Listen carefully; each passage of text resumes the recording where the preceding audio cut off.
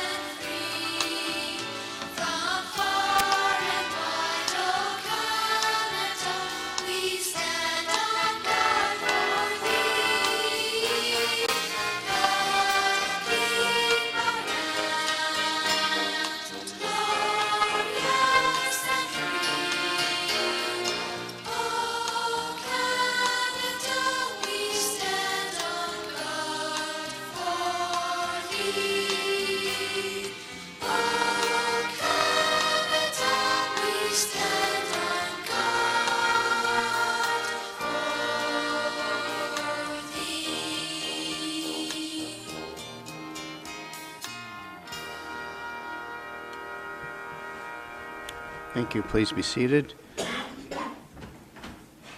All right, item 1.0 on our agenda is additions. Any additions to the agenda? It's a good song. It's worth repeating. Any additions to the agenda?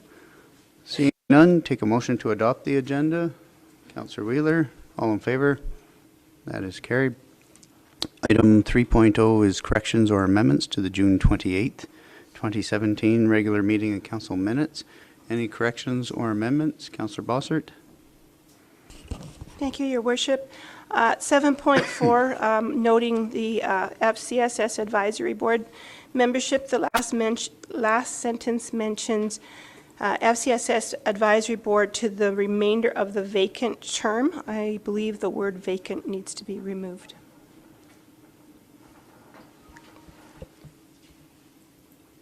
Yes, I understand what you're driving there. Just by appointing somebody, it's no longer there's no longer a vacancy. I think we can accept that as a correction. Anything further?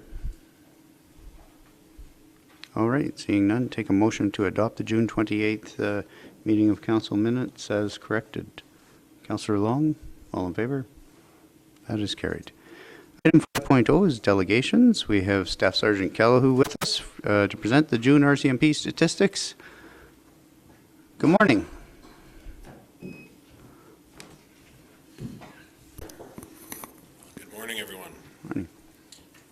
Just got back from some holidays, so it's been good to get back to it.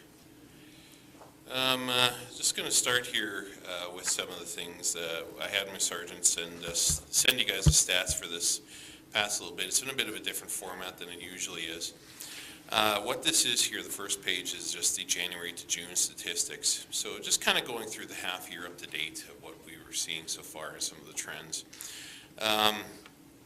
We're up on our assaults from 45 last year to 53 this year. Again, the criminal harassment, and I'll touch that more into our monthly stats from 6 to 15 and uttering threats from 19 to 21.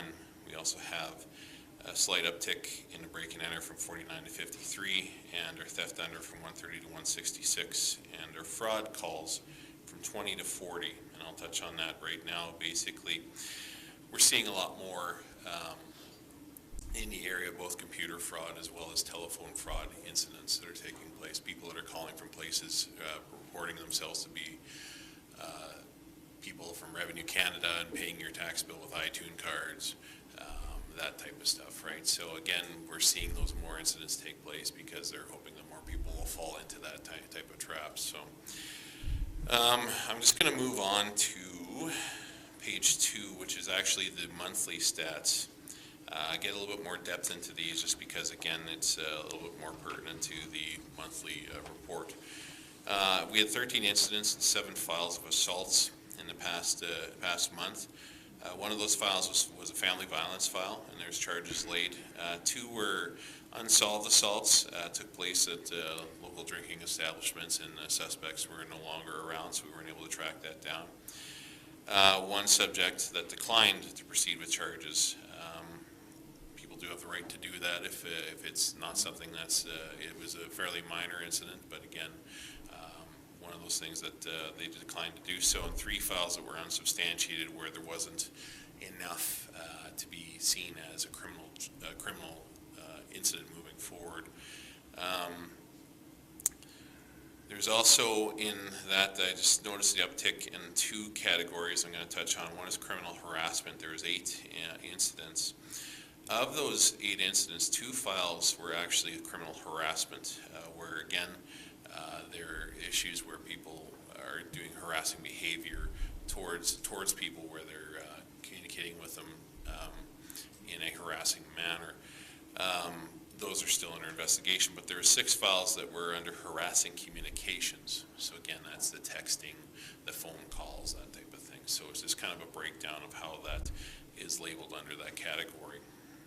Same thing with our uttering threats. Of those 8 incidents, there's 5 files. 2 of those files went to charge, and 3 were cleared otherwise.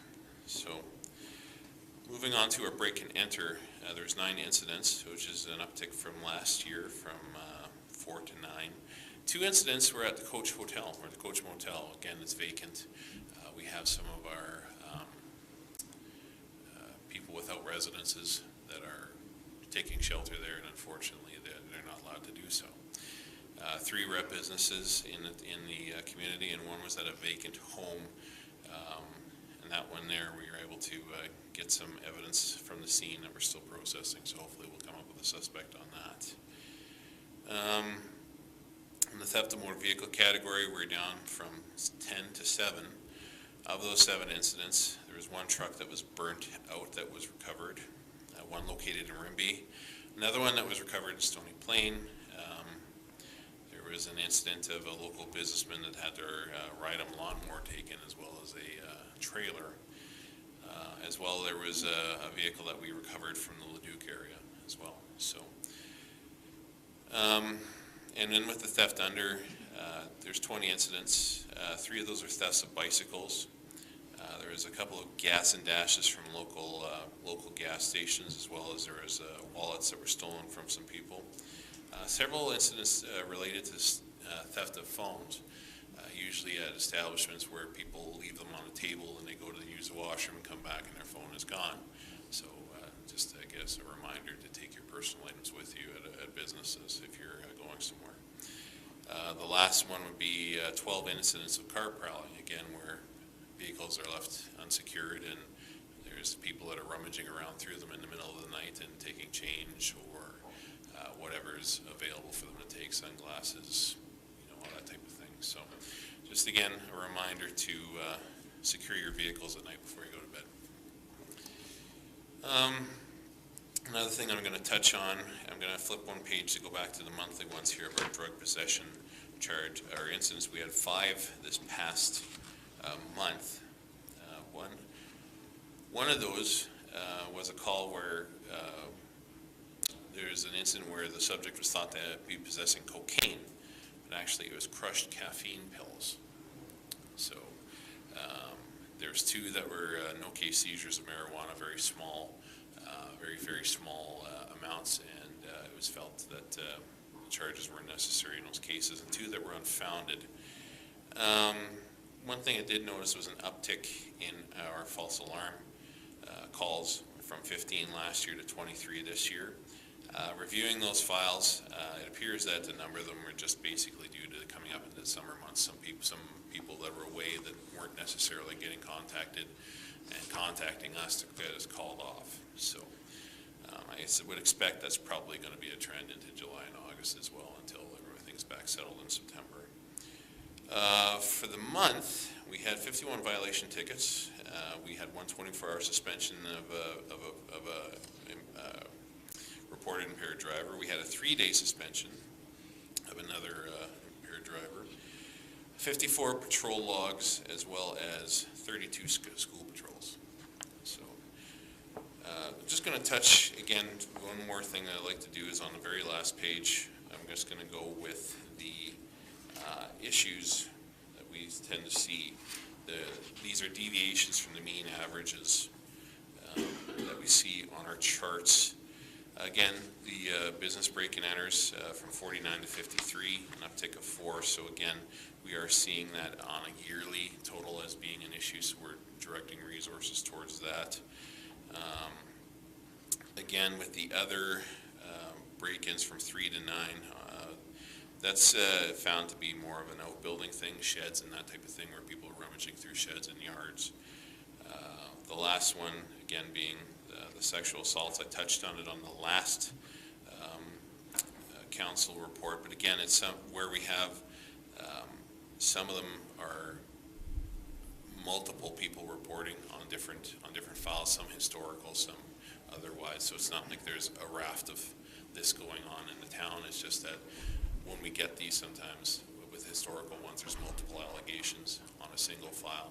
So that kind of pumps up the number a little bit on that too. So with that, I'm open to any questions that the council may have. Thank you very much. Council, any questions of Staff Sergeant? Welcome back from holidays. Thank you. Thank you very much. Thank you. Have a good day. Thanks.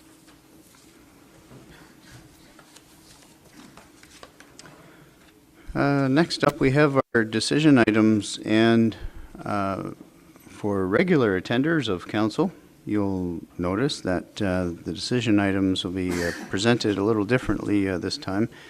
We've adopted a new process. It's new to us. It's actually consistent with good governance practice and is followed by many municipalities. And so it, with this new format, it brings us into the 21st century at long last, and we welcome it. And so the procedure going forward, rather than I'll call it the artificial construct of a councillor introducing an item for resolution, we have administration introducing the background of an item. Then I will call upon council to entertain motions on the item. So without further ado, we have decision item 6.1, and I'll call upon Mr. Dibben. Thank you, Mr. Mayor. Good morning, council. Item 6.1, a request for road closure in support of the proposed color run being held in support of the Boys and Girls Club of Drayton Valley. I'll be referring to beginning on page 8 of the council's agenda package. Council will recall that a delegation made presentation at the last council meeting, representatives of the Boys and Girls Club, Anytime Fitness, who is one of the two main sponsors, along with the Drayton Valley Hospitality and Tourism Authority, in support of a proposed color run and fundraiser that is planned to be held on Saturday, September 2nd. A request has been made of the town for a road closure request to occur in support of the race, which is scheduled between registration between 12 and the race concluding and heading over to supper at 6 p.m. The request has been for a temporary road closure of the start-finish area of the race on 52nd Avenue between 50th Street and 51st Street between 12 p.m. and 4 p.m. on Saturday, September 2nd. Following up on the delegation that presented to council and the questions at the time, administration has reviewed the request. As indicated both in the submission and verbally at last week's, the last council meeting, race organizers do not see any other obligations or requirements on the part of Public Works. They have indicated that with the nature of the event being a color run and the use of color bombs to kind of spice up the event with participants, that if there are any, I would say, ancillary remnants, that they would be more than prepared to help with the cleanup of that after the event on the 2nd. So it's not anticipated that there are any budget implications other than perhaps a rescheduling of some public works staff to assist with the closure of the barricades and different aspects. And so from an administration perspective, if that can't be accommodated within ordinary shifting and scheduling that week, there may be a minor amount of overtime work for some public works staff, bylaw staff on the day of the race, but really inconsequential given the effort and the intent along these lines. So certainly from an administration perspective, we would be recommending support of the closure for the purpose of this race and would recommend same to council. Thank you very much, Mr. Diven. Accordingly, I would ask if there's a councillor who's prepared to make a motion in this matter. Councillor Long? Thank you. Based on the advice that we've just heard and in the presentation we had a couple of weeks ago, I am happy to make the motion that council allows the use of town sidewalks, and trails for Anytime Fitness's colour run, and that 52nd Avenue between 50th Street and 51st Street be closed for the event on September 2nd, 2017 between noon and 4 p.m. Right, thank you, Councillor Long. So we have a motion before us. Any discussion on this motion? No, seeing none. All in favor? That is carried. Thank you very much. Moving on to item 6.2. Again, Mr. Diven. Thank you, Mr. Mayor. Item 6.2, repeal of bylaws, the election ballot bylaw 2008-06A and election voting station bylaw 2008-07A. I'm referring now to the information that was in the package, pages 13 to 15, and then the corresponding pages 16 to 19 that contain the present bylaws. Recently, Council, the Legislative Services Coordinator for the town attended returning officer training that has been offered by Municipal Affairs in the lead up to this fall's municipal general elections, just in terms of looking at legislation, practices, and procedures under the Local Authorities Elections Act. In undertaking this training,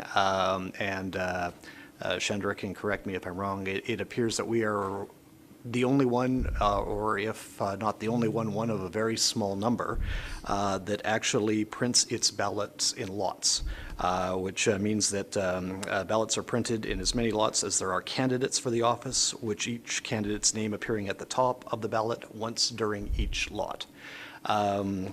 As well, we have found that we are also one of the few municipalities who deviates its polling hours other than what is specified in the Local Authorities Elections Act, and that being commencing at 10 a.m. on Election Day and extending into 8 p.m. on Election Day.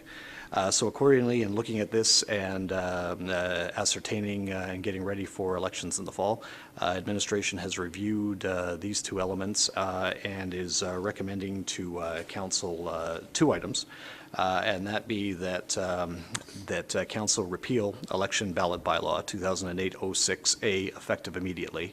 The effect of this repeal would be that all ballots that are printed for the general election this fall would list all candidates and list them in alphabetical order by last name on each and every ballot. And for administrative efficiency and ease, as well as to help expedite counting procedures at the conclusion of polling, administration feels that this would certainly help expedite that. Our experience in the recent by-election and also with votes on the question that were held has that we viewed as I think a fair and adequate dress rehearsal for this fall's election did indicate that with putting ballots in lots and also the votes on the question that it did add to the process and did require a little bit more diligence in counting the votes and ensuring that the counts were accurate the first time through. With respect to also, council also recommends the repealing of the election voting station bylaw 2008-07A to coincide, that the effect of repeal along those lines is that the provisions of the Local Authorities Elections Act for election timing would hold, and that would then have the result of voting station hours being between 10 a.m. and 8 p.m. on general election day this October. We are endeavoring, as we did in the by-election, to source volunteer support and workers for Election Day, as we did in February. We may or may not, we do have a requirement for more workers than we did at the by-election. So we will endeavor to source all support that we need through volunteer, but in the past, I understand that paid workers have also been a part of what we have needed to do on Election Day. The change in hours does have a beneficial impact on the costs that might be occurred along those lines, as well as then just less administrative burden and ease on those volunteers by having a day that is a couple and a half hours shorter. So that's the rationale and the genesis behind these recommendations, and we present it to council for their consideration. Thank you, Mr. Diven. More measures to bring us into the 21st century. That's welcome news. And before I get on my soapbox, I'll ask council if there's a councillor who's prepared to make a motion. Councillor Bossert. Thank you, Mr. Mayor. I move that council repeal election ballot bylaw 2008-06A effective immediately. Thank you. Any discussion on this motion? For the benefit of the media in the room, I will mention it's not coincidental that there is an election coming up this fall in October, that we are attending to housekeeping matters of this nature in order to make our electoral process as efficient and transparent as possible. And as a public service announcement, I would again highlight the election in October, nomination day being sometime in September. Do we know the date? September 18th is nomination day. I would invite good people who have positive motivations to contribute to this community to step forward. And I'd further invite them to, if they have any questions about running for office at the municipal level, they should engage any one of our council members, including myself, or administration, to gather more information. It's not as intimidating as some people might think it is. And again, I invite good people to step forward. So I'll get off my soapbox and ask one more time if there's any discussion on Councillor Bossert's motion. All right, all in favor? That is carried. Now, I'll ask council if if anyone is prepared to make an additional motion. Councillor Bossert. I move that council repeal election voting station bylaw 2008-07A effective immediately. Thank you, Councillor Bossert. Any discussion on this motion? Councillor Dirksen. In administration's expertise, between the hours of 8 a.m. and 10 a.m., do you usually see a lot of people coming to the polling stations? And if so, would you say the demographic would probably just show up at 10 o'clock instead of 8 o'clock? I can only speak for the by-election that was held in February, and I might invite Chandra if she wished to comment on the last general election, or other members of my staff who may have participated in that. Certainly when the polls opened at 8:30 a.m. for the by-election, there were a few folks that were outside. We did see, I wouldn't say it was a steady stream, but we did see between the hours of 8:30 and 10 o'clock, just by way of anecdote, a fair number of folks that did come in. I would hate to demographically profile them. I think there was a mix of individuals, a number of individuals who we witnessed in Kevlar overalls and other work attire, but also a significant number of, I would think, seniors, 55-plus individuals who voted early that day as well. Certainly, my personal observation was that we saw far more traffic over sort of the general lunch hour, that 11 to 1 block, and then certainly at the close of business day, 4 o'clock to the supper hour and beyond the supper hour, trailing off as we got to around 7:15, 7:30. Anything further? All right, all in favor? That is carried. Item 6.3, we have, I'll call upon Development Officer Jen Martin to present this item. Good morning. Good morning, Mr. Mayor, Council. So before you, we have coming forward 50th Street East Area Structure Plan for first reading. In 2015, we began working on the area structure plan after the repeal of the previous one in 2013, which was one that Brazeau County had adopted. It didn't meet or conform to the town's municipal development plan, so it was repealed. With the continuation of development down in that area, we felt it was best that an area structure plan be put back into place that does conform to the town's regulations and the vision for the future. So for the last couple of years, we've been working with Select Engineering, coming up with a new plan. It is similar to the one that Brazeau County had, but with changes to the town's vision, as well as the regulations and requirements from Alberta Transportation for the closure of 18th Avenue due to the development of the BioMile. So we have had a couple meetings with the key stakeholders. We had our feedback. Most of it was positive. There was a couple hiccups that we did work with the landowners on, and that seems to have worked. So right now, we're just bringing it forward for first reading. After first reading, should it get passed, we'll continue on with the public hearing process and consultations. All right, thank you very much, Jen. Mr. Diven? Just wanted to make just a couple of specific references to the content of the plan. Council would likely have noted in their reading of the draft, starting on page 37, just in Area 2, in Package 2.6, on existing site conditions. We have noted under soils and hydrology, ecology and water resources, environmental site assessment and historical resources, that there is work that does need to be done in terms of studies and ascertaining different conditions and elements that would be a necessary precursor for further development over the period of time following adoption of the area structure plan if council deems appropriate. One other aspect that I just wanted to draw council's attention to is in terms of the concept, and I had this page flagged and now I've passed it.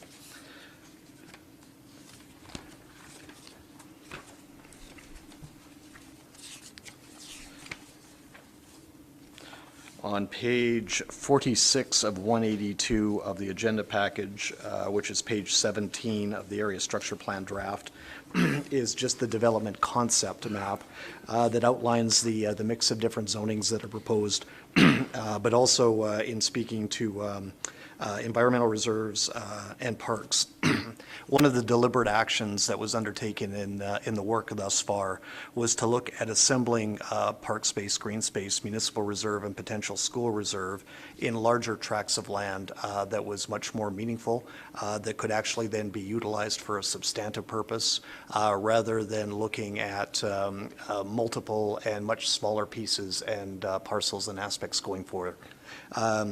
We hoped that this was reflective of what we have heard from council and from residents as well in trying to be more deliberate in our planning processes and looking at assembling larger tracts that reflect green space and future uses.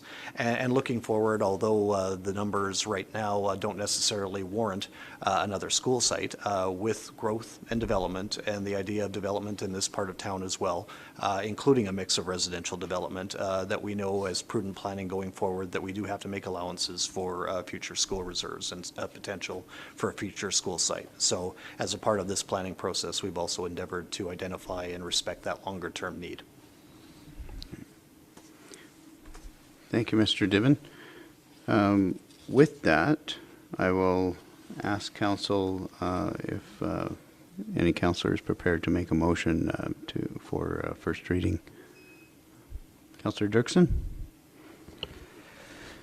I move that council give first reading to 50th Street East area, west 449-7 west of the 5th Meridian, and northwest 3348-7 west of the 5th Meridian, structure plan bylaw number 2017 6D as presented. Thank you very much. Any discussion on this motion? Councillor Long? Yeah, I wonder, Jen, if you can just give us a timeline for what happens going forward for the public or for the media?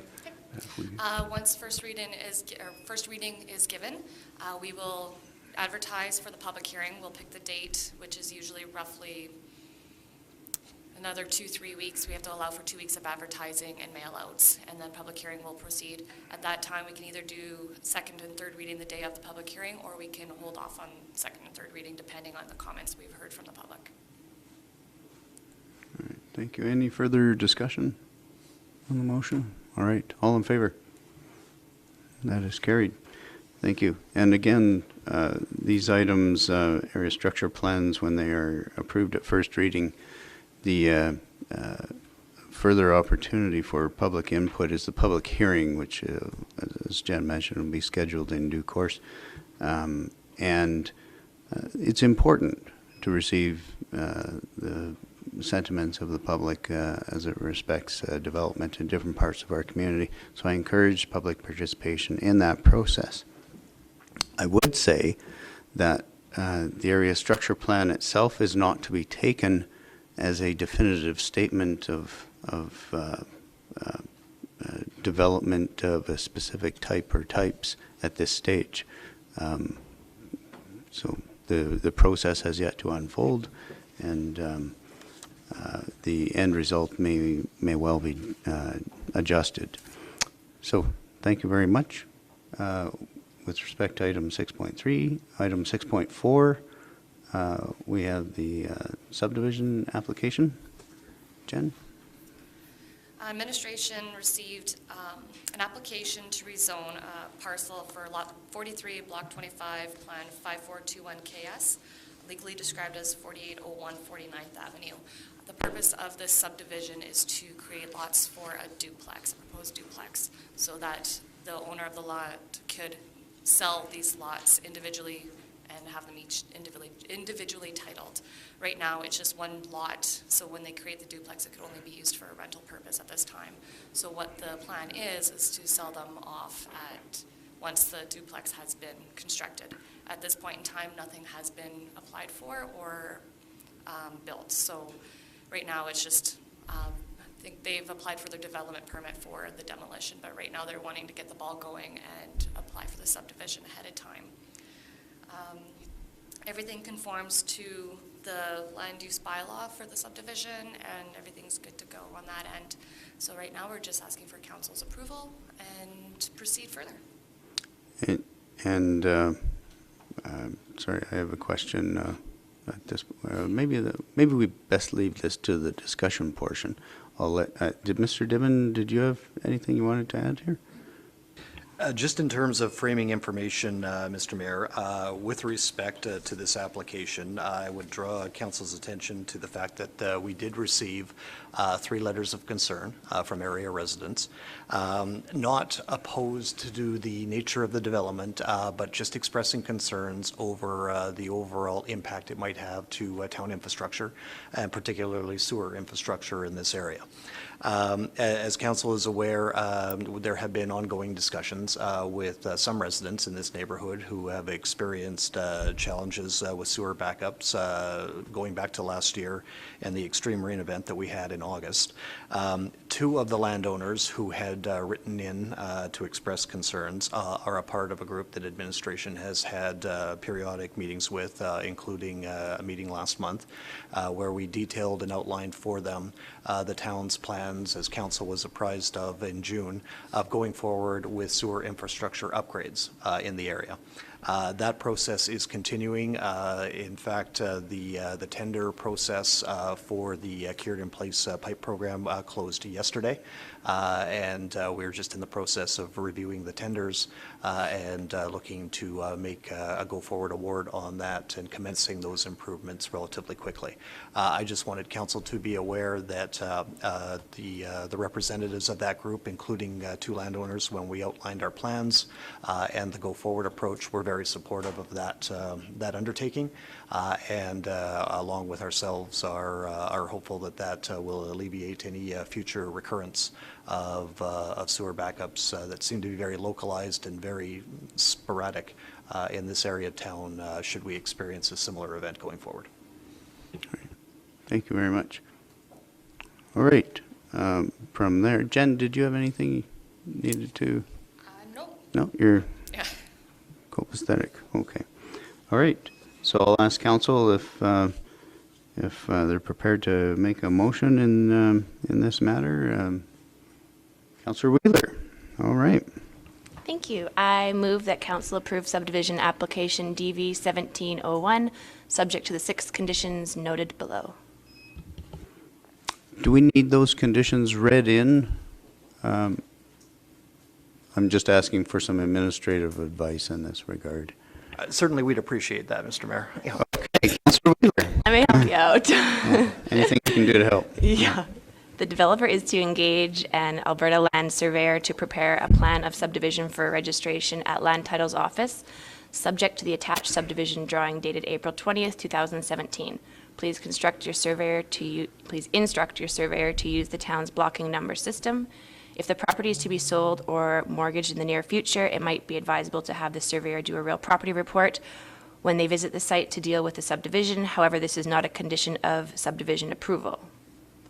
The landowner shall register party wall agreement concurrently with the subdivision. The developer is to pay any off-site levies required by the Town of Drayton Valley's bylaw.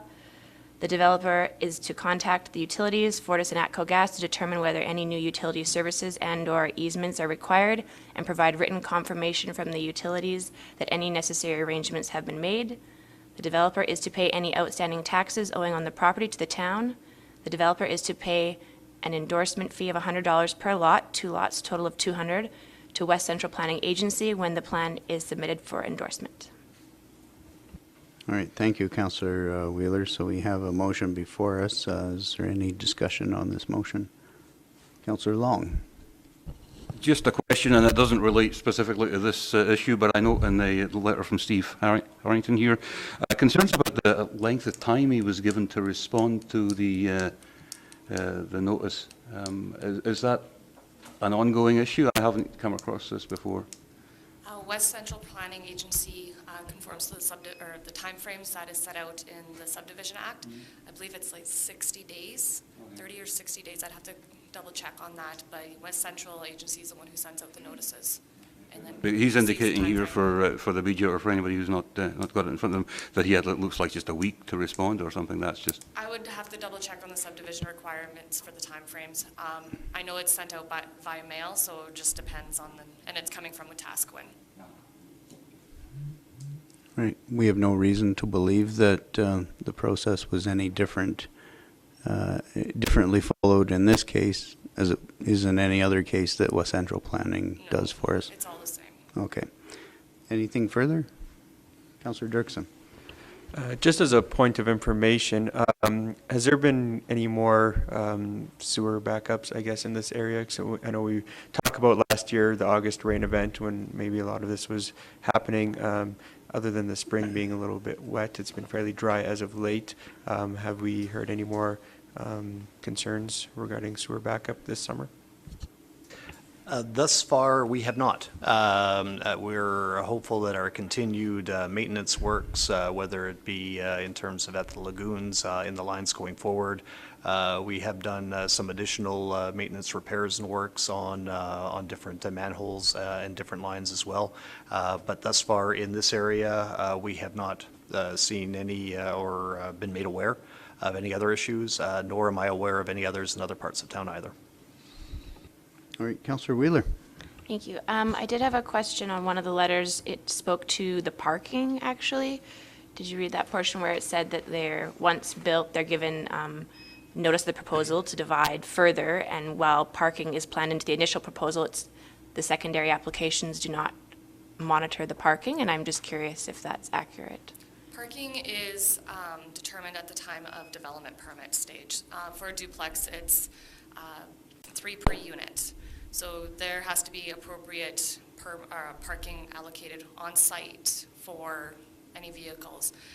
They can go ahead and subdivide, however, if they can't get appropriate parking at the time of subdivision or at the time of development permit, then obviously the permit wouldn't get approved. But they would have to try to come up with other solutions. Inside garages count as an additional parking, so depending on how their layout ends up being, when we receive the application along with their drawings, everything will be dealt with at that time. All right, anything further? So we have a motion before us. All in favor? That is carried. Thank you. Thank you. Item 6.5, I will call upon Acting Director of Community Services, Lola Strand, to introduce this item. Good morning. Good morning, Mayor and Council.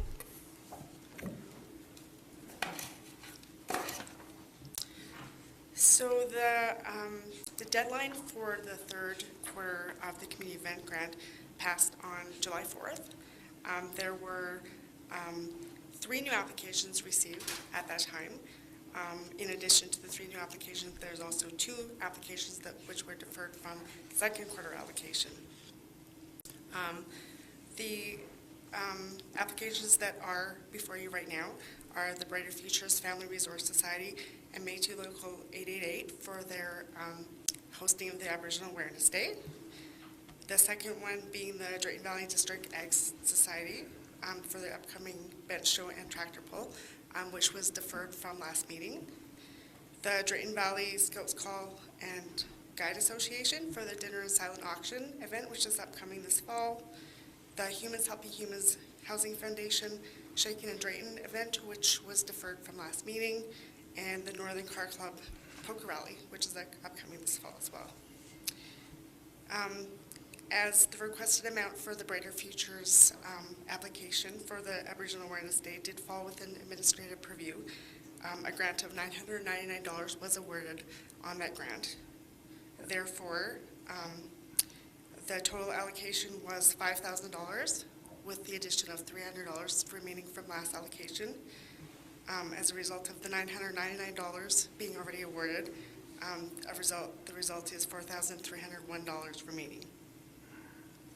So the total amount being requested for this allocation is $13,999, with again a remainder of $4,301 available. Again, the budget implications are $5,000 are to be awarded within each quarter for a total of $20,000 for the year. Great, thank you very much. So I will like to entertain each of these in turn. I'd ask council, somebody's prepared to make a motion on the first application. I anticipated everybody lining up for this one. It's far easier to vote to give away money pursuant to a granting program than otherwise.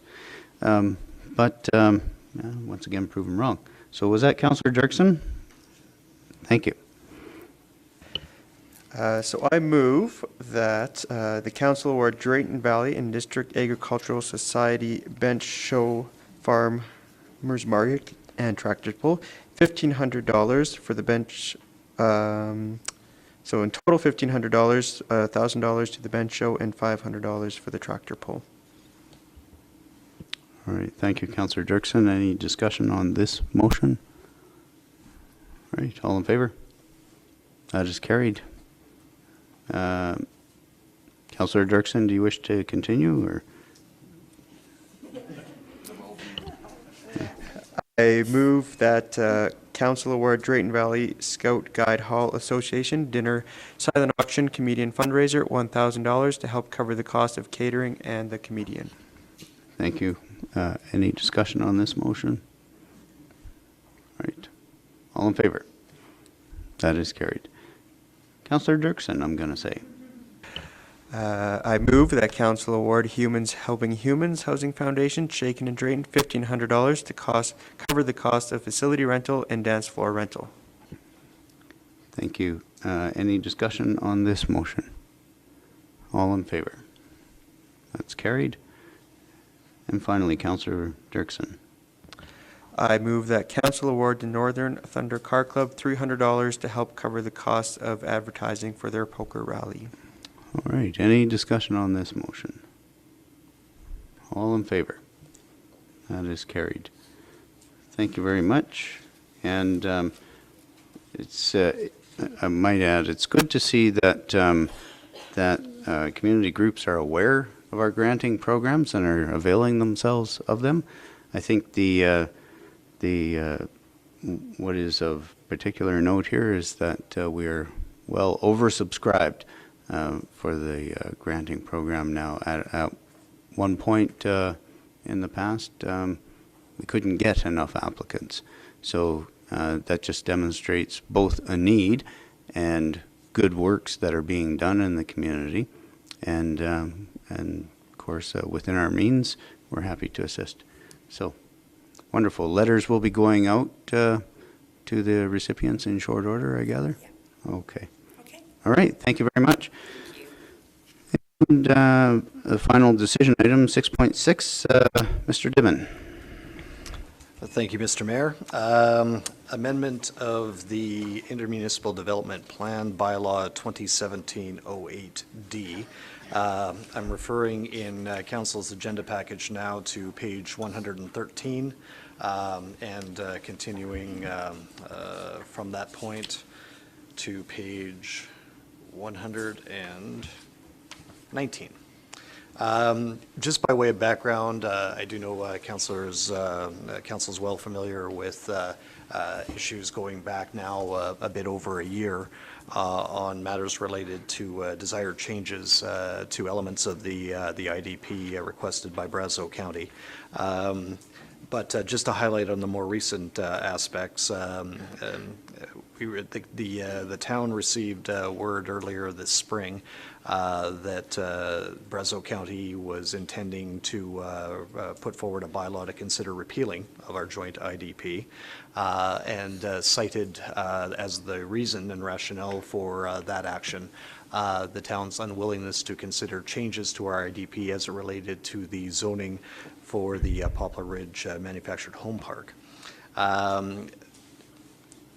We, at that point in time, exchanged correspondence with the Planning and Development Department of Brazeau County, reiterating the fact that Council had considered the request about a year ago, last July, and in declining to entertain changes at that point in time, had referenced some very significant water supply and public safety issues as it related to the mobile home park, as well as flagging its inconsistency of moving back to a residential zoning with the longer-term development objectives and aspects of that part of town.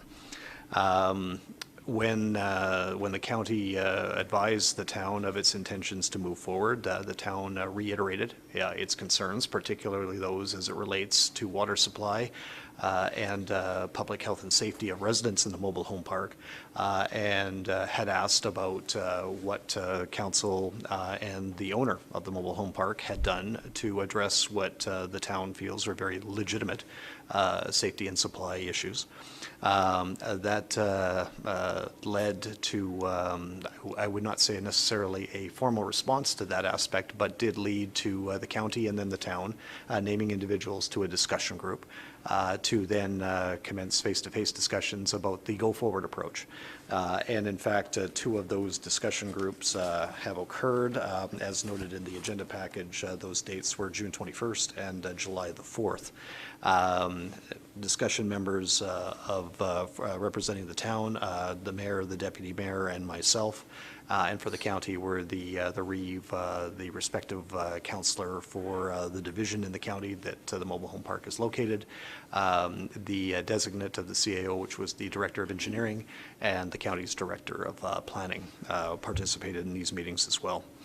As a result of these meetings, and we have subsequently been provided with a copy of an agreement that has been arrived at between the county and its the mobile home park owner to address some of the concerns of the town, most notably the lack of sufficient fire hydrants and an appropriate second access point for ingress egress of residents in the mobile home park, particularly in the case of emergency or needed services either by law enforcement or the fire department to be provided. The county has also indicated to us that the long-held concerns about water supply are going to be looked at and addressed in a timeframe going forward. At the second discussion group, this process was outlined in terms of over a multi-year phase, which from an administrative perspective, we understand that this is not an issue that's going to be solved overnight. But this has been a plan and an agreement that's in place going back to 2001 that the water supply needs of this area would be sourced and serviced, and it is the county's responsibility to do so. So a 3 to 4 year plan to scope, address, source funding, design, and ultimately construct is being contemplated by the county. And as we move through this process in the next few weeks, we hope to have that confirmed and formalized and firmed up in a more tangible fashion. So going forward, in terms of process, the county did have yesterday at its county meeting, they did have the public hearing on the repeal bylaw, but the county planning department did make reference to the results of the discussion group and the desired approach going forward to find an accommodation to address the majority and I think the most significant of the town's concerns as it relates to supply and safety, as well as address the longer-term infrastructure needs. The county, after concluding its public hearing, voted to table all matters related to moving forward on the repeal until their August 15th meeting. What the discussion group indicated was that we then would so apprise council along with the recommendation, and I may defer to the other member of the discussion group at the appropriate time in terms of their view on this aspect, but certainly from an administration recommendation, we think it's appropriate to move to at least the first reading stage of the IDP amendment that would allow for the change in zoning to the Poplar Ridge Mobile Home Park. Take it only to that stage at this point in time, and then await the county's actions in terms of abandoning the repeal bylaw and moving forward not just on their amendments to the IDP and other companion documents, but also then formalizing the plan and the process for the needed water supply needs of not just the mobile home park, but certainly that area that services not just the west side of the town of Drayton Valley, but that portion of the county as well. So I might just stop there, Mr. Mayor, and wait if there are any other questions or comments later. Thank you, and I'll provide my own perspective on this in the discussion portion. Should a motion be made to give first reading to the amendment to the IDP, which I will now call upon council to make. Councillor Bossert is making that motion. And so I will call for discussion on the motion. I would, sorry?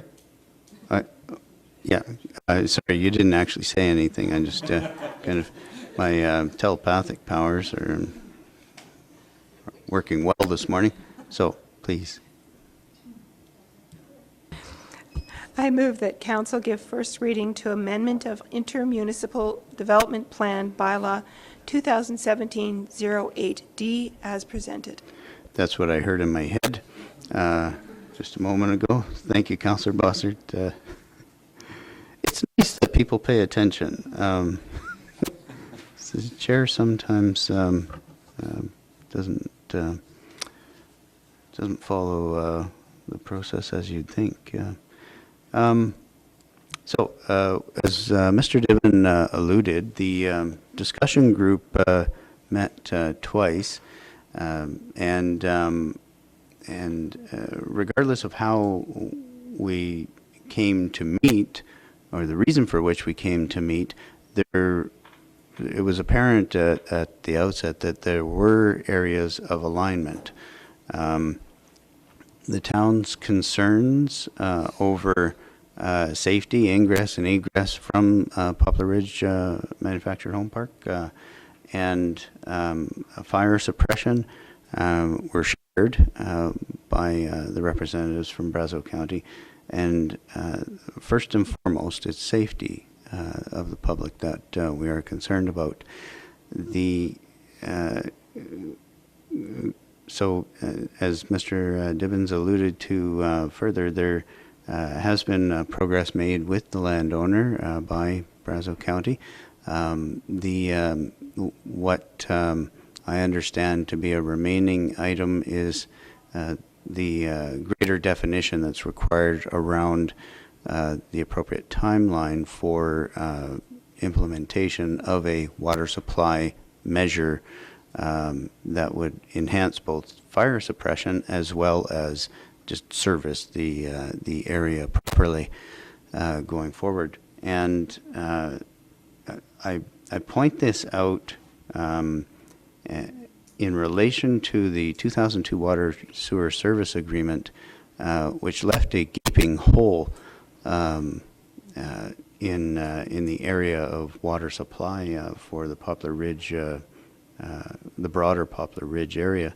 There is an obligation in that Water Sewer Service Agreement for the county to construct a reservoir. That was at a time and at a stage of development that is, I'll say, different from where things stand today. Other options are being considered by the county, and I'll let the county speak to those options at the appropriate time. But importantly, there was no specified time frame for the county to address that measure. What we are asking for now, and what the county has indicated a willingness to do, is to identify a time frame within which a solution will be identified and proceeded with.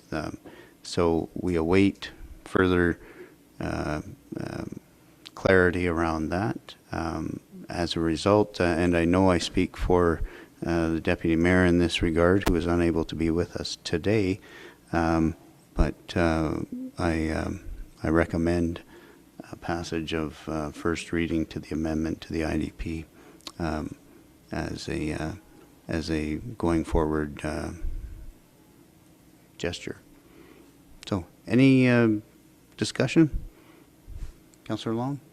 Thank you. Yeah, this could have been a very contentious and difficult issue, so I just wanted to salute the work of both our negotiating team and the county's negotiating team. It feels like we're moving in a positive direction, which has got to be good.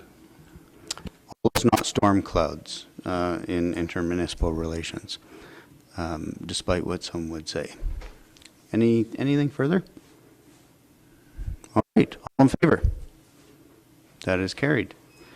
I might add, just before I call a short break, that last night the Reeve of Brazeau County and I attended to make a joint submission to the Electoral Boundaries Commission in Edmonton. It was a late night. We were the second last presenters, but because we had the opportunity to see virtually all of the other presenters, I can tell you unequivocally, and our MLA, who was also in attendance and made his own presentation, would attest, we were the best received delegation of the evening. I provided the steak, the Reeve provided the sizzle, and yeah. No, we outlined were concerns about the proposed configuration of Drayton Valley and the western part of Brazeau County being included in a new Drayton Valley Rocky Mountain House Sundre constituency, which by most measures does not equate to adequate representation for our area. The desired approach is to include us in the new Devon Parkland constituency, which would include most of the same municipalities that are in the current Drayton Valley Devon constituency.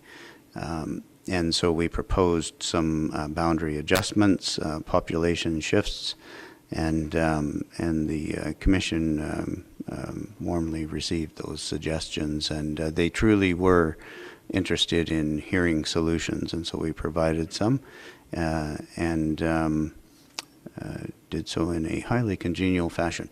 And I might add that one of the panelists, who is a mayor of a northern community in Alberta, and has some familiarity with the municipal world, indicated his surprise and delight that the town of Drayton Valley and Brazeau County were collaborating on this joint submission so completely.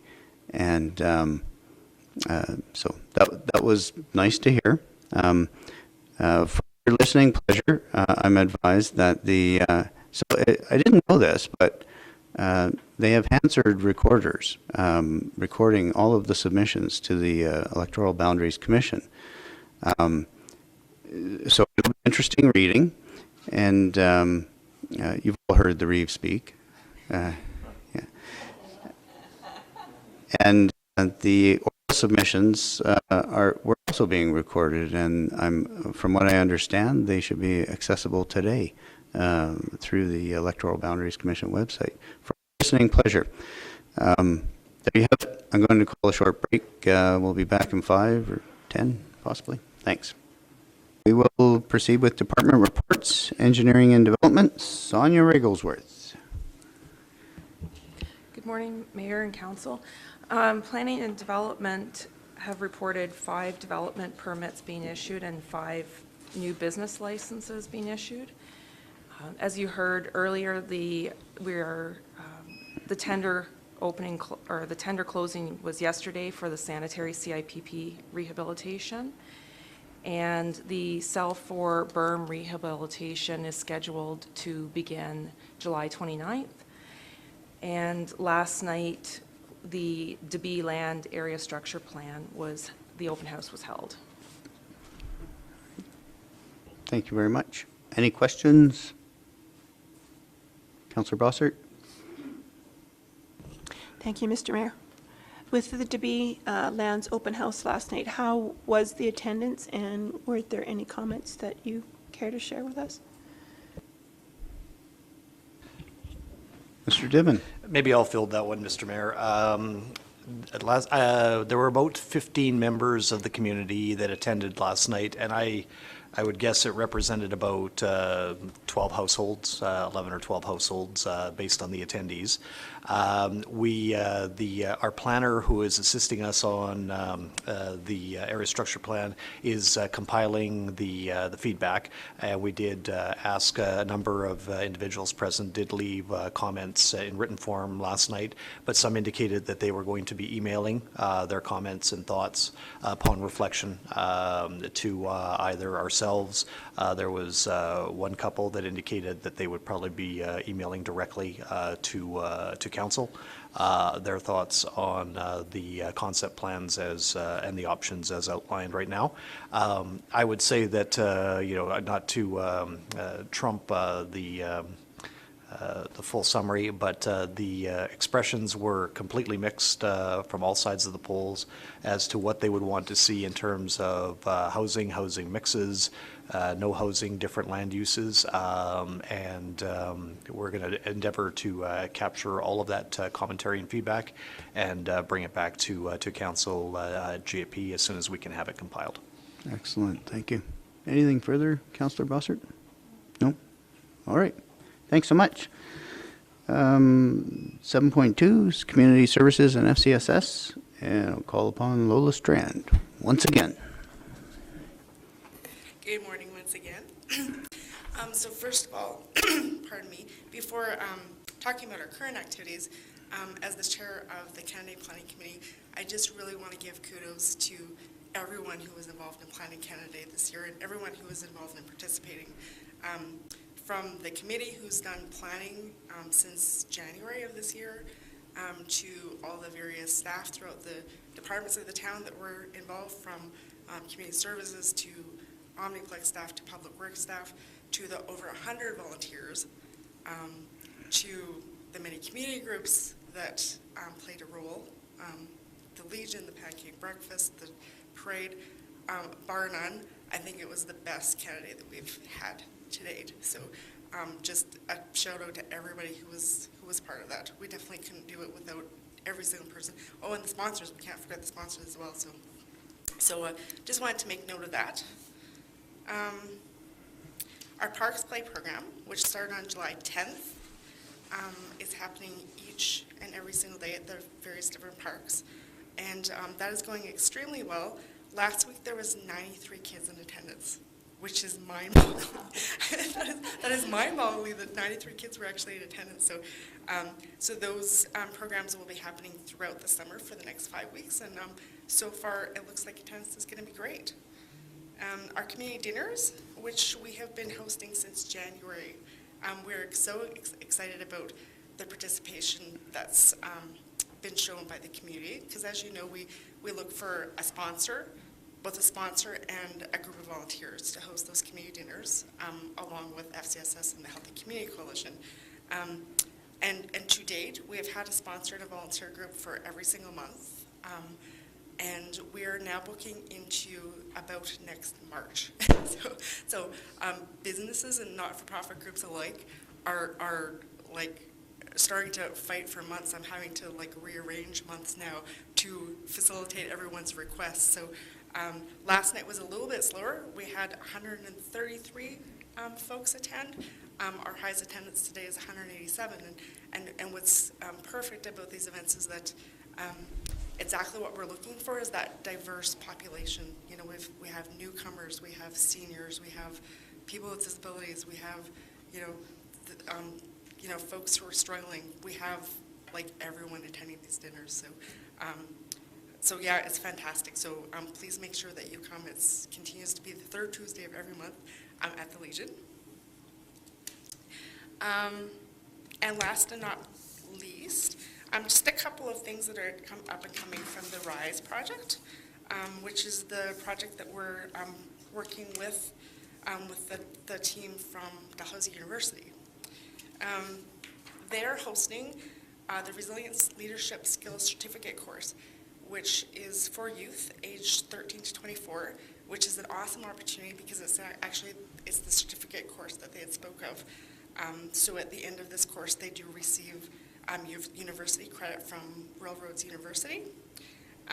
So the course focuses on developing skills in resilience, leadership, creative action, participatory research, community engagement, and looking at how you want your community to grow.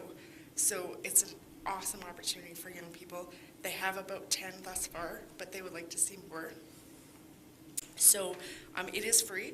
It will run for 5 days in total. They're looking at splitting that up, so it looks like it might be 2.5 days next week, and then the remainder of the program later in August.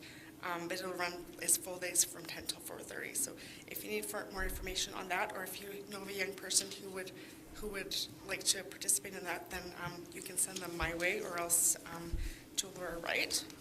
And they are also doing some youth interviews. So this is a 1-hour interview. Again, it's an opportunity for young people to express their opinion on what they think is important in terms of health and wellness and resilience in their community. And for their time, they're actually receiving a $20 gift card. So again, that's 13 to 24-year-olds that they're looking for. So, and I think that's all I have today. Thank you very much. Any questions, Council? Councillor Long. Not really a question, Lola, but just based on Canada Day, I happened to be sitting with a couple of long-time residents a couple of days later, and they agreed it was the best ever. Not just the number of events, the variety, real shot in the arm for the community, they felt, so I thought I'd pass that on. Good, thanks. I'll echo those comments about Canada Day, and I'll speak more about that later. The community dinners that FCSS and the Healthy Communities Coalition coordinate, I just want to say that they're extraordinary examples of resiliency building in our community. When I say you, I mean FCSS, the coalition, and others are really living the mantra of resiliency building, and that has a lasting impact. We see improvements in the community over time, and as a citizen, as the mayor, of course, I'm very proud of our community for doing that. Thank you very much. On the RISE Youth Certificate program that you were just referring to, I wonder if that information has been sent out to our Women in Leadership mentees? Yeah, absolutely, and I believe there's 3 that are actually attending. Very good. Yep. Yeah, excellent. Yeah, so they're very much trying to work in partnership with other things that are happening within the community as opposed to coming in and doing. Right. So there's partnerships there. They're also involved with the skate park jam, which is scheduled to occur in August. They'll actually be doing a graffiti wall to give youth the opportunity to through art, describe what resilience means to them. So they're really trying to partner with things that are currently happening. It's outstanding. Thank you very much. You're welcome. Okay, moving on, 7.3, Economic Development, Pam Livingston. Good morning, Mr. Mayor and Council. With respect to the hemp market study, I tell you today that the market assessment of hemp fiber has been completed in collaboration with the biocomposite groups. This is the project that we receive funding support from the province on. The report will provide the market intelligence that will be leveraged to develop entrepreneur training and incubation, as well as local investment programming as part of the hemp cluster project. The second item is the Entrepreneur Toolkit is in its final stages of development and has included input from administration and the Economic Development Committee, and it is intended that a revised draft will be planned to come forward for committee review in the month of August. And that concludes my report. Excellent, thank you. Any questions of Pam? All right, thank you very much. 7.4 is Emergency Services, Chief Thompson. Good morning, Mr. Mayor, Council. If you can turn to your package, page 160 to 163, we'll go through the May and June fire service stats. For the month of May, the fire department responded to 34 calls for service.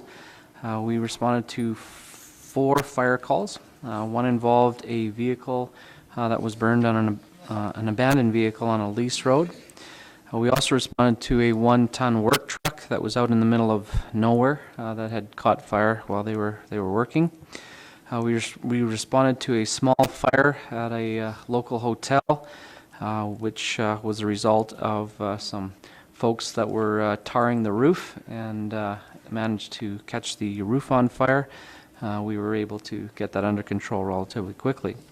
We also responded to a residential fire, which involved a kitchen fire on a stove. In regards to, in regards to rubbish and grass fires, we responded to 5 for the month of May. One was a fire in a residential yard. We had 3 grass fires along lease roads and 1 grass fire that was in a ditch along one of the highways.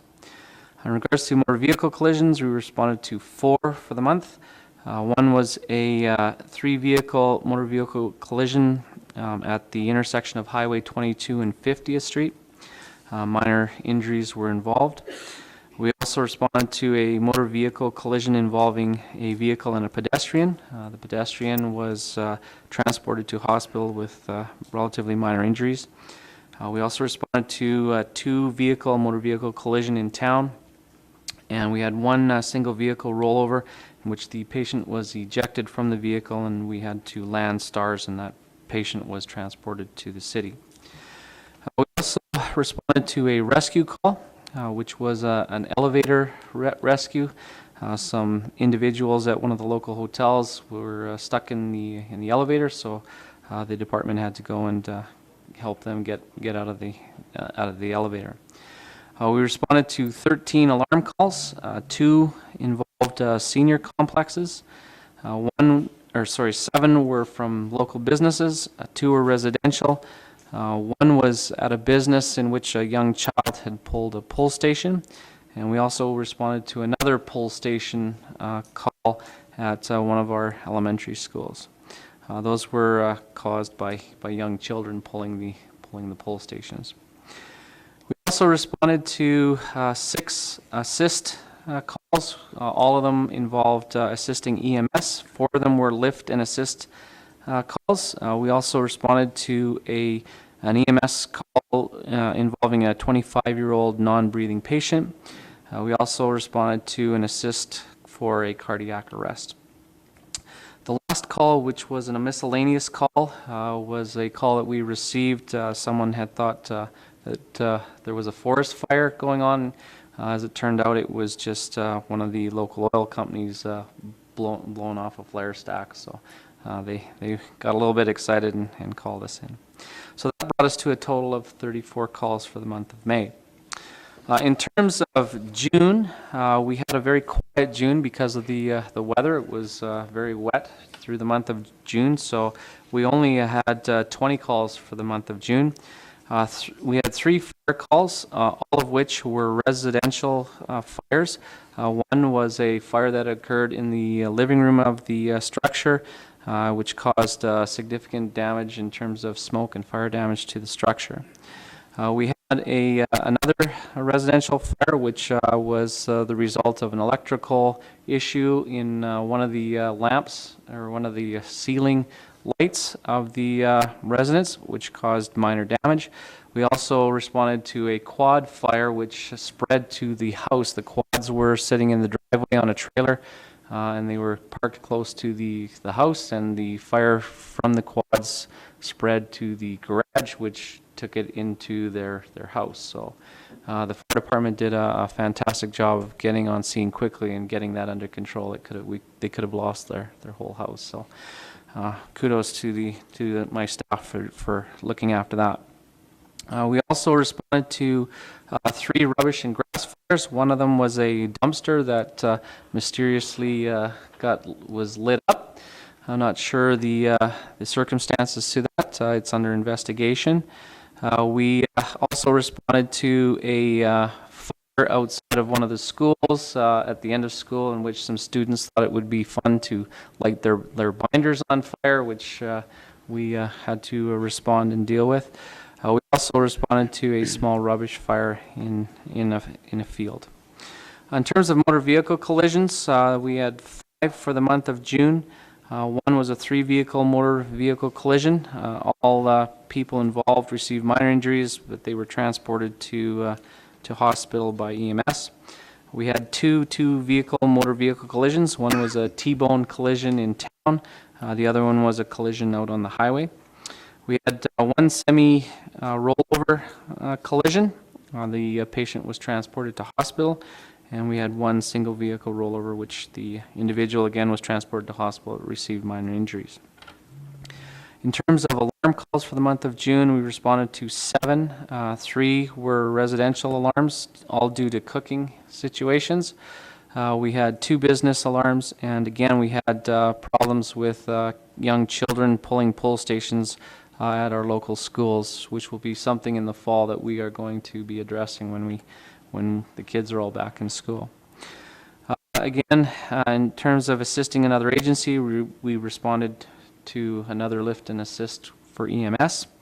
And we responded to a miscellaneous call in which there was a gas odor complaint at one of the local schools. However, when we arrived on scene, the odor and the problem had seemed to have disappeared. So that brought us to a total of 20 calls for the month of June.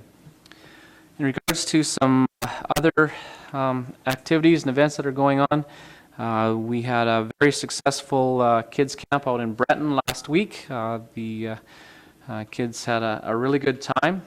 We are going to be doing our local one in town here from August 15th to the 18th. So we will be inviting 40 young kids to our fire hall and spending a week with us learning what it's like to be a firefighter. So we are excited about that, and that should be a lot of fun.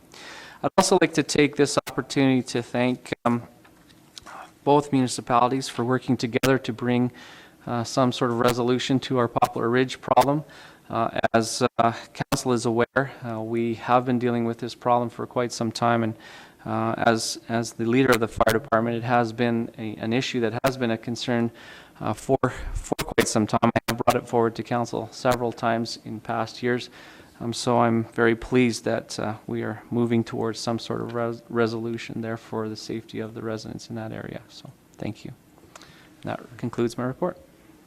Thank you very much. I was going to ask, in relation to the students at some of the schools pulling the fire alarm, what, if any, sort of educational opportunity exists after events like that. I'm not sure that any kind of like real punishment is something that they remember so much as the, understanding the disruption that they cause. Of course, it's not really a disincentive for some students if it takes them away from their studies, but I would think that the fact that we're diverting resources from what might be a real emergency might have some resonance with them. So glad to hear that you're following that up with the schools in the fall, and good luck. Anything further for Chief Thompson? All right. Thanks so much. From there, we have 7.5 is administration, communications and marketing. Tyler Russell. Good morning, Mr. Mayor Morning. and Town Council Administration.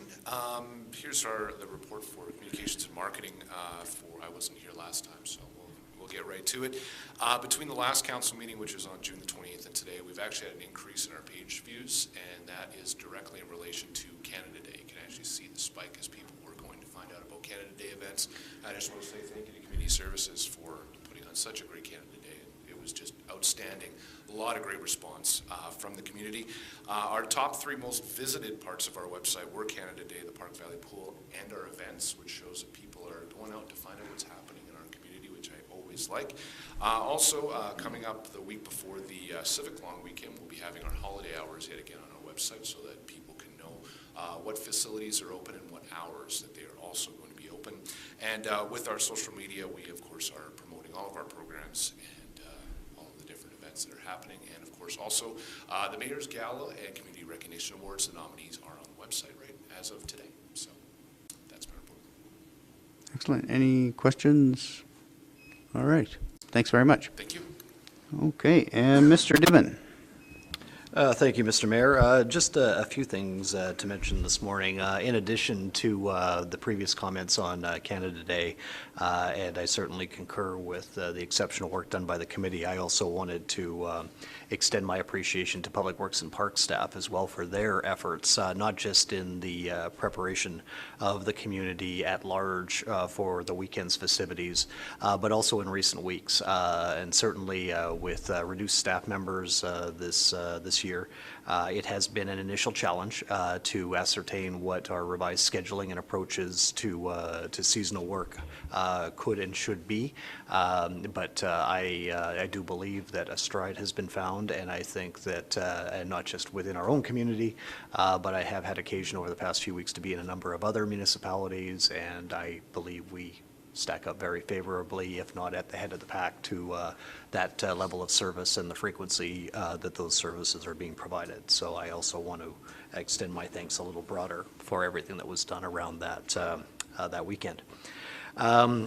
Just a couple of comments, and it's an ongoing matter as well, but I just wanted to advise council, last week's power outage, and unanticipated power outage, we were advised by Fortis initially erroneously that the source of the outage was at the Mackenzie Conference Center, which then caused us to kind of dig a little deeper. And it was ascertained that no, it did not originate at the Mackenzie Conference Center, but actually originated as a result of an issue at the former Valley Power site.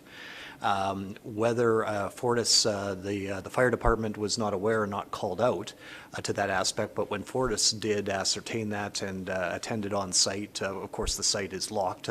They had difficulty accessing the site initially, and there was some evidence that of a short, possibly more than just a short, but that still is being ascertained as to exactly what happened and what occurred. But I do have staff that are liaising with Fortis and will with other authorities if necessary, just in terms of what this might mean for access of the fire department and what it may need for this, but also given the state that the site is not currently in operation, what, if anything, we may have to take a look at to ensure that there is proper maintenance and awareness of aspects in and around that locale, and what corrective or preemptive action may need to be taken going forward. Just an update on recruitments. The last couple of days, our HR coordinator has been in interviews nonstop on a variety of positions, and so as a result of these, we're hoping to move with hiring decisions on the number of vacancies that council is aware that we have at present, and so we're looking forward to that. In the meantime, as we've seen today with our acting director of engineering and our acting director of community services, I'm very thankful that we have the capacity and capability of folks to step up when the needs are there, and so both to Lola and Sonia as well as Bernice, who has been acting, and she's on a well-deserved holiday right now, but certainly my appreciation to them for their efforts. And then just lastly, to advise council, we received the decision from the Municipal Government Board last Friday on our Section 690 appeals as it related to the situation of the Peck-McGinn lands down by the river. As council might recall, the initial appeals on rezoning that the town had filed with the MGB were overtaken by process appeals that overrode the detriment nature of our concerns, with the county revisiting and then revisiting again its land use bylaws last year. The end result of the process aspects along those lines from the town's perspective was that the county had actually repealed the changes that it had initially made to allow for this development to proceed in their eyes. The board agreed with the town and its position that the county's subsequent actions on repealing its past bylaws and replacing them with a new land use bylaw has in fact made both of our appeals moot. The counsel for the landowner had wanted the board to continue with the detriment hearing in that it argued that depending on what the landowner's tact and the county's response might be to further development permit requests, that the town was just going to appeal that again anyway, and they'd like that issue settled. The board did not entertain that line of argumentation, saying that given these matters, there was no live issue that remained as a result of the county's repealing of its earlier bylaws. Both appeals are moot. The county we're in the appeal period currently, so the county has 30 days in which it may wish to appeal. The end result of this means that bylaw, it is 92316 of the county is the land use bylaw in effect, and it does make outdoor storage on these lands a discretionary use. So currently, the usage of the land of outdoor storage is not allowable by the basis of what's occurred and no development permits being in place. But we will be watching to see first the appeal period and then whether or not there is any application and if the county does grant any application for outdoor storage for those lands.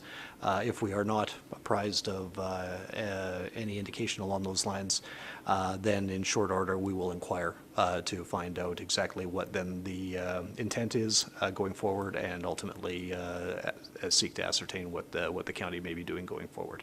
So just wanted to apprise council of that ongoing matter and where we stand at the current time. And with that, I'll conclude my report, Mr. Mayor. All right, thank you very much. Any questions of Mr. Dibben? All right. So with respect to that last update, the long story short, what I take from that is should the county issue, of course, they could appeal this decision of the board on the procedural aspects, but if they choose not to, should they choose to, they can issue a permit for the discretionary use, and that then is subject to appeal, and presumably with the same logic that prompted our initial appeal, which is the potential detriment and danger to our water supply in the event of flooding. So anyway, that's, I guess, stay tuned.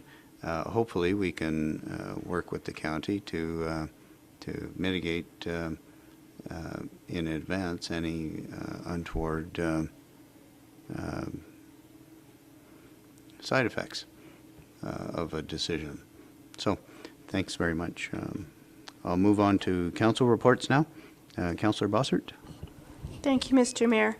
I want to also share my appreciation for all the efforts that went into planning and orchestrating our Canada Day weekend this year.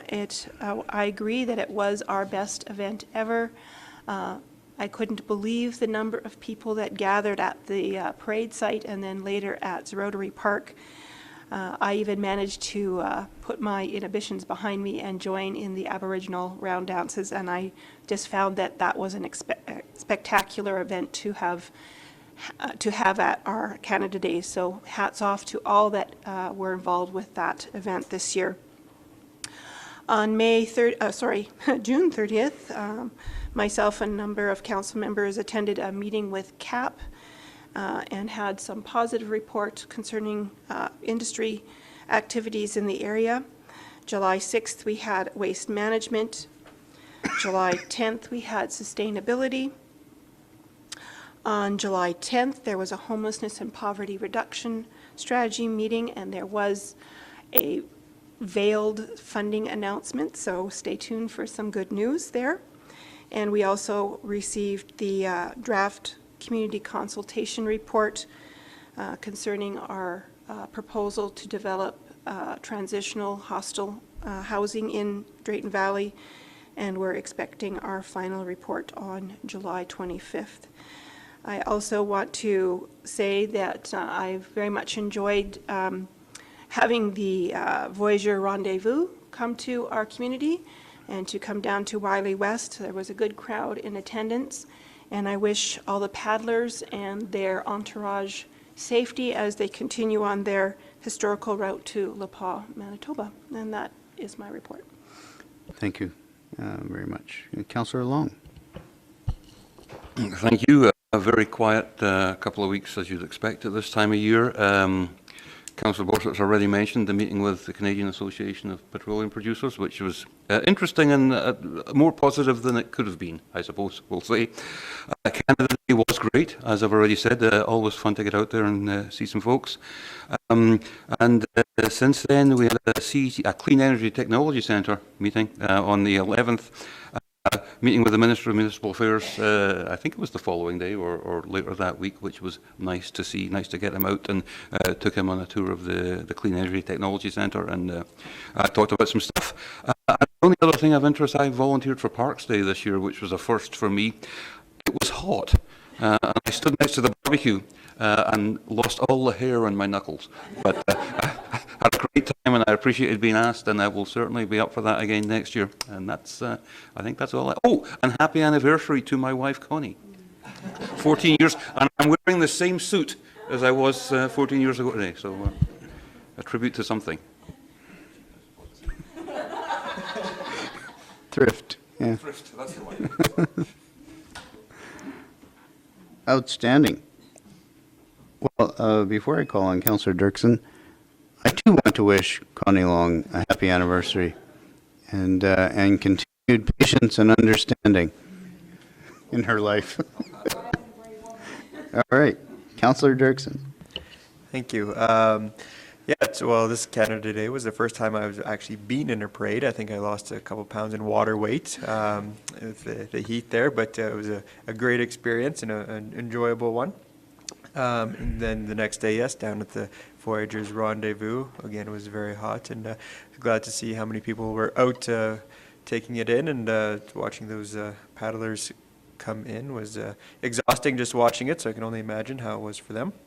And yeah, Parks Day, I was told, was very busy as well. I was there early on setting some stuff up, and I said I could be there for 5:30 for the second half of the barbecue, and when I arrived, I believe it was all gone. They had 200 people last year, and I think they said they were planning for 300 to 350 this year, and it was all gone in the first hour. So it's kind of a positive to see a lot of people partaking in the events going on. And I guess the meeting we also had with Shay Anderson with Municipal Affairs, I think it was very interesting for me to sit by and talk to someone from the government. And yeah, other than that, it's been a fairly slow couple weeks. All right, thank you very much. Councillor Wheeler. Thank you. Officially nothing to report, but I do want to definitely shout out to all the events we have been wonderful, and definitely to Councillor Long for barbecuing at the Parks Day, because it was plus 30 by that afternoon. It was hot, and standing in front of a 6-foot barbecue with 200 burgers on there was, yeah, it was extremely hot. So, and very appreciative by all the people. So thank you. Well, I too want to congratulate first of all, the staff who had a hand in organizing Canada Day events, as well as all of the community groups who participated, and then the community for attending. I've heard from many individuals that they feel this Canada Day celebration was the best ever. And nice that it coincided with Drayton Valley's 60th anniversary year, as well as Canada's 150th since Confederation. Of particular note, I've heard from many that the First Nations performers, dancers, and musicians who shared their talents with us were extremely well received. And I'm proud to have been, I think, first mayor of Drayton Valley to make a Treaty 6 acknowledgement. So for me, that added a special something for the day. The Voyageur Rendezvous, the following day, I want to congratulate the Drayton Valley Paddle Club for an extraordinary event. The sprint rate, well, that's what they called it. They called it a sprint. It didn't seem like a sprint from the boat launch back to the bridge, back to the boat launch, back to the bridge. And anyway, it seemed like they were doing a whole day's paddling in about a half an hour. And it was an extraordinary thing to watch. Those canoes are something, and paddlers and their teams, their support crews, are to be congratulated on their participation in a historic event. The dinner later that evening, of course, was with the entertainment, was a fitting tribute to the participants in the event, and in the event of 1967, the original Voyageur Rendezvous. As mentioned, there was a meeting with a representative from Canadian Association of Petroleum Producers in the past weeks, where some of the information was not entirely surprising. However, some of it does give rise to optimism in that it is anticipated that drilling programs will, in the current price environment of oil, that drilling programs will be more obvious in the Drayton Valley area than perhaps the last couple of years, certainly, but than in other areas of Alberta, and that is because of the cost of production per well is rather lower here. Although it is a mature field, the horizontal drilling and fracking actually assists greatly in reducing overall production cost. So there was some good news arising from that meeting. Again, I want to congratulate the FCSS and the Healthy Communities Coalition and the sponsors of the community dinners. Those are extraordinary community events and obviously growing in popularity. And I want to extend my appreciation and thanks to everybody who's involved in making those happen, including the Legion. And Bill and Mary Kavanaugh, I think, deserve special mention in that regard. The IDP meetings we discussed earlier, so I won't get into that too much, but suffice to say that there is progress. I attended the CETC Clean Energy Technology Center committee meeting earlier. This was last week,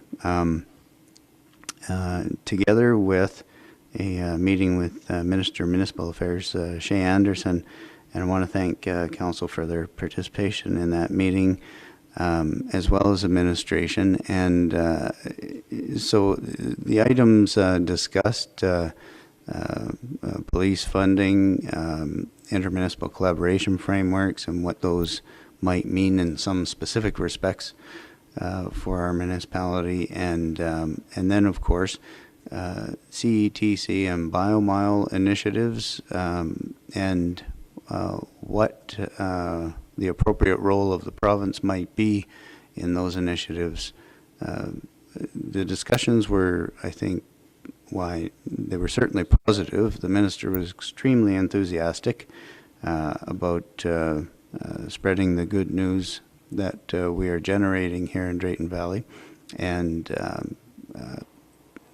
we're hopeful that there'll be more good news to celebrate in the coming weeks and months. And finally, as I mentioned earlier, the REVA and I presented a joint submission to the Electoral Boundaries Commission last night in Edmonton. The submission, I think I said this already, I am a little tired, so I may be repeating myself. The submission was very well received by the Commission. They were genuinely interested in seeking solutions to problems that are presented. They are under no illusion that that the interim report is by any stretch the pinnacle of success in electoral boundary configuration, and so the presentations were duly noted. There were many questions of the REVA and myself, and to which we provided solutions. And it was specifically noted the collaboration between Drayton Valley and Brazeau County on this initiative was noted, appreciated, and encouraged. So with that, I'll conclude my report. We have 9.0 is the information items on our agenda. The 60th Anniversary Ad Hoc Committee notes from May 2017, the Economic Development Committee notes from May of 2017, the Star Catholic Board highlights from June 2017, the Sustainability Committee notes from June, the Waste Management Committee notes from May, the Brazeau Foundation minutes from May, Drayton Valley Health Services Foundation Annual Report, the Drayton Valley Fire Services Statistics for May and June, the RCMP statistics for June, the memo to council, administrative memo regarding the third quarter Youth Arts Heritage and Culture Grant. I had asked for that to be presented in the package as a matter of record. And the letter from the Minister of Economic Development and Trade, Darren Billis, who responded to our earlier inquiry about the softwood lumber dispute, what appears to be the ongoing softwood lumber dispute of some 3 or 4 decades duration. In any event, his response is appreciative of our concern and support in getting a timely resolution. So with those, I would take a motion to receive those items as information. Councillor Bossert, all in favor? That is carried. I'll take a motion to adjourn. Councillor Long, all in favor? We are adjourned.